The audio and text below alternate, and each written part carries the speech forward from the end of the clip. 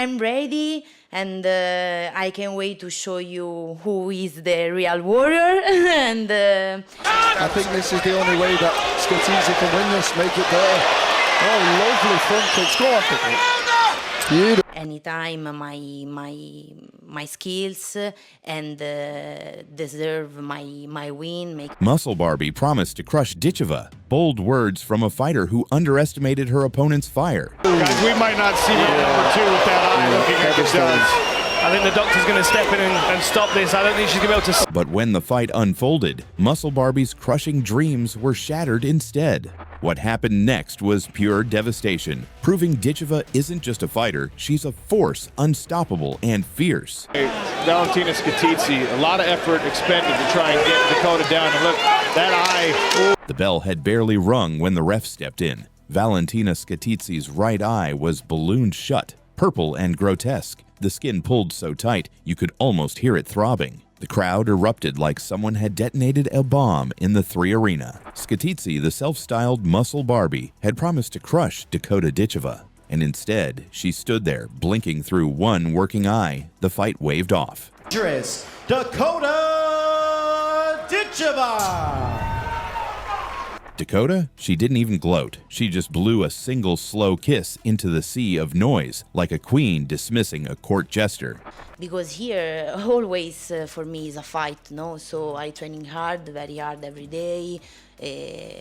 So I feel very confident, you know. So this wasn't supposed to happen. In the weeks before Dublin, Skitisi had run her mouth like a woman trying to win gold in trash talking. She flexed on camera, threatened to break Barbie in half, and told every microphone in reach that Dakota's record was fluffed up with nobodies. Dakota barely responded, just a few smirks, a shake of the head, no yelling, no screaming. And maybe that's why it stung so much when she dismantled Skitisi without breaking a sweat. Desperate to get this fight to the floor. Beautiful, very nice. Now we're going to see home deal with the grappling skills of Ditcheva. He's got a hold of the wrist. He's going to try. Freeze the tape on the moment they faced off at weigh-ins. Skitisi leaned forward, jaw tense, eyes wild. Dakota just stared back, still as stone. That's the look of someone who's been here before. And to understand why this night in Dublin exploded across the MMA world, you've got to rewind, way before Muscle Barbie ever started talking. Front kicks again from Dakota Ditcheva. Very relaxed, brother. Very relaxed. Her PFL debut featured a lot of clinch work so far. Karanis came in undefeated, loud and dripping with arrogance. She told reporters she loved crushing dreams and claimed Dakota's rise was nothing but a matchmaking favor. By fight week, the narrative was set. Karanis was going to expose the pretty face. Look for her to circle towards that underhook and find a way to trade places. Of course, Gina's now. But Gina's doing a great job of staying, keeping her back against the fence. With a plum and a right hand. Instead, in less than 5 minutes, Dakota exposed her. The opening minute was measured, almost quiet. Then came the front kick. Perfect placement, straight into Karanis' midsection. The sound of it, like a bat hitting wet leather. Knees followed, slicing through her guard, each one snapping Karanis' head back. And then, like a final punctuation mark, a straight right hand detonated on her chin. Hammer fists raining down until the ref pulled Dakota away. Bad move. It's a good way to deal with the leg kicks, making her miss. It's going to take a lot of energy to keep this up, though. From the opening seconds, Dakota started switching stances like she was born in both. Southpaw, orthodox, southpaw again. Her knees became spears, driving up into Hermansson's ribs and forcing her backward. And just when everyone thought they were watching another striking clinic, Dakota changed the script entirely. If Dakota gets her hips too high here, she could be susceptible to being rolled. You can see the redness from that inside low kick already. Okay, you've got to get busy here. You've got to show me something. Oh, there we go. The arm's pinned. Good job. She dumped Hermansson onto the mat with a ragdoll throw, slid onto her back like she'd been doing it her whole life, and locked in a rear naked choke. It wasn't just tight, it was a statement. This was the first submission win of her career, and it came against someone who'd publicly dismissed her grappling. When Hermanson tapped, Dakota didn't jump on the cage or scream into the camera. She just hugged her mom. A quiet, grounded celebration from someone who doesn't need to tell you she's good. She'll just keep showing you. She's got it! That's the arms under the chin!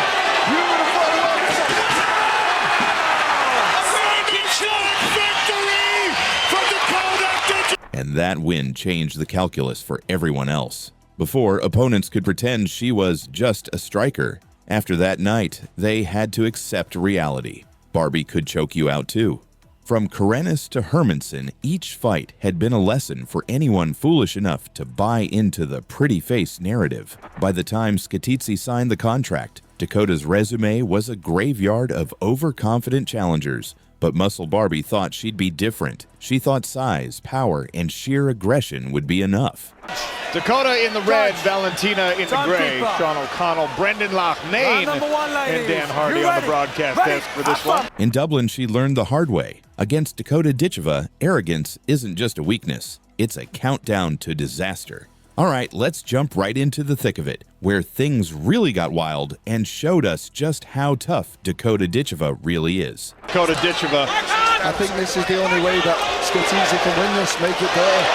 Oh, love. So, next up in the semifinals was Cornelia Holm, the seasoned wrestler, the grappling grinder, the kind of opponent who makes fights ugly and long. And boy, did Holm make it clear she wasn't buying any of Dakota's pretty face hype.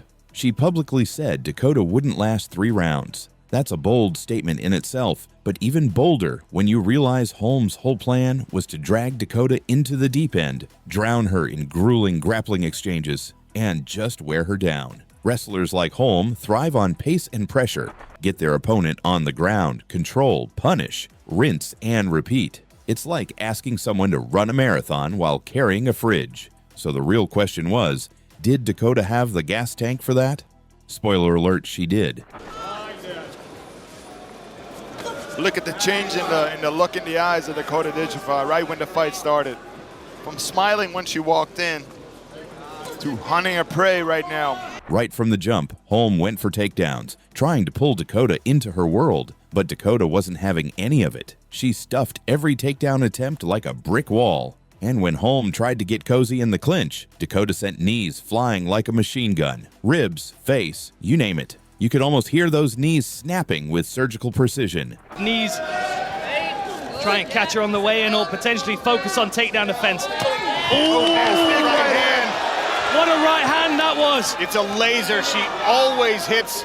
There was this one moment that stuck with me. Holm tries to close the distance. Dakota pops her with a clean right hand, and suddenly, Holm's doing the chicken dance. You know, the classic stunned shuffle, like she forgot where she was. The crowd went nuts. Case of Skitidze, whose body has taken a ton of damage, and now Dakota goes upstairs. I mean, we're sat close here. Them knees are devastating. Look at the left eye of Valentina. And that was just the opening salvo.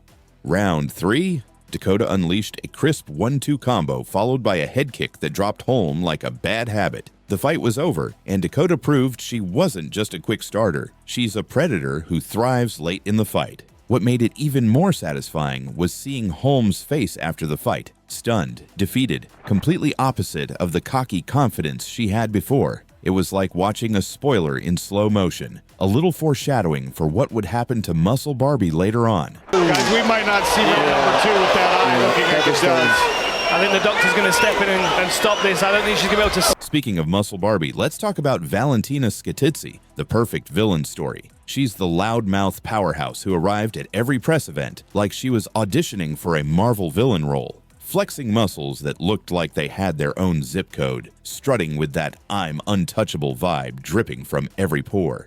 I'm very excited for this. I can't wait to step in the cage and fight, and I'm ready. Skitidze's pre-fight bravado, she made it crystal clear she thought Dakota was totally overrated. She's never faced anyone like me, she said. And she wasn't just talking smack. She practically mocked Dakota's whole Barbie image, calling her all gloss and no grit. In the red, Valentina in the gray. Sean O'Connell, Brendan Loughnane, and Dan Hardy on the broadcast desk for this one. There were clips of Skitidze showing off in training, muscles bulging, swinging heavy bags like they were feathers, her confidence borderline cocky. The press conferences felt like scenes straight out of a boxing drama, with Skitidze throwing theatrical shade, accusing Dakota of being overhyped and living off looks rather than skill. What Skitidze didn't realize was she was lighting a fire under Dakota that made the fight more than just about belts and money. It became personal. And we all know, personal fights tend to bring out a whole new level of fury. All right, now for the moment everyone's been waiting for.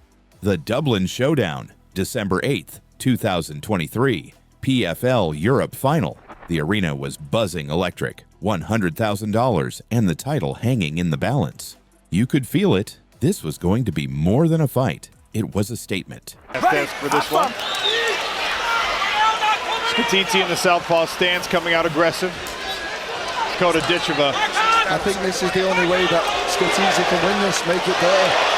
Oh, love. Round 1 kicked off with Skitidze charging forward like a runaway tank with zero patience or strategy. Arms flailing, legs pumping, basically running on sheer aggression and power. But Dakota? She was a sniper, a calm, calculated machine. Right hand here, jab there, front kick landing like a precision missile. Hold up. There's that strength he talks about, Brendan. Exactly. Good work by Dakota maintaining balance. And look at that. Skitidze ripping to the body. Already some swelling under the left eye of the Italian. The clinch sequence was a whole other story. This is where Dakota's Muay Thai really shined. She started unloading knees like a relentless metronome, to the ribs, to the face. Inside work so brutal it was borderline cruel. You could see the damage stacking up. Skitidze's nose was bleeding, but worse was the swelling starting on her right eye. By the end of the round, that swelling wasn't just a puff anymore. It had ballooned to a grotesque golf ball-sized lump. It looked like someone had stuffed a baseball under her eyelid. The commentators couldn't stop whispering about it, and Skitidze's corner was visibly panicked. Tries to shrink that space, shrink that target that Dakota Ditcheva has available to her. Dakota very smart here, using aggression, putting her on the fence, slipping that right knee up the side. It's a beautiful technique from Dakota. And all coming from that head position as well, forcing her opponent to turn in. Round 2 was where Dakota turned into a surgeon. Her movement became slick, almost cruel. She sliced through Skitidze's wild swings with pinpoint body hooks, stuffed takedown attempts effortlessly, and made the big, aggressive Italian look like she was swinging at ghosts. Every strike was purposeful, every step controlled. So well. More pain on the face of Skitidze, whose body has taken a ton of damage, and now Dakota goes upstairs. I mean, we're sat close here. Them knees are devastating. Look at the left eye of Valentine. By round 3, Skitidze was swinging blind, desperation written all over her. Dakota targeted that damaged eye like a heat-seeking missile, peppering liver shots and front kicks that drained the last bit of fight out of her opponent. It was only a matter of time before the doctor stepped in. And when they did, the fight was mercifully stopped. Guys, we might not see round number 2 with that eye looking at the guns. I think the doctor's going to step in and stop this. I don't think she's going to be able to. And just like that, Muscle Barbie's reign was over. What she promised to be a quick demolition turned into a methodical dismantling. Dakota didn't just win, she sent a loud message that night. Don't mistake style for weakness. Don't confuse confidence for cockiness. And never, ever underestimate the quiet ones who let their fists do the talking. I'm not really bothered about like proving them wrong, do you know what I mean? I just kind of get in the cage and prove to myself that they're all just talkers. This was a fight that didn't just crown a champion, it shattered illusions. And if you thought that was the end of the story, well, you clearly haven't been paying attention to Dakota Ditcheva. After the storm in Dublin, Muscle Barbie Valentina Skitidze was a shadow of her former self. The loud, brash powerhouse who flexed and taunted now sat bruised, her ribs battered, and her face nearly unrecognizable. The arrogance that once filled the room was replaced by stunned silence. Dakota Ditcheva, in stark contrast, showed no theatrics, no screams, no flexing muscles, just quiet confidence. She raised her hand, blew a kiss to the crowd, and took the belt like a true champion. Dakota Ditcheva! The crowd's reaction was a mix of awe, respect, and shock. Here was a fighter often dismissed for her looks, proving that behind that pretty exterior was raw, brutal skill. In one unforgettable night, Muscle Barbie's hype completely evaporated, and the myth that Dakota was all style and no substance was shattered for good. MMA insiders began drawing comparisons to prime Ronda Rousey, recognizing Dakota as a new force in the women's flyweight division.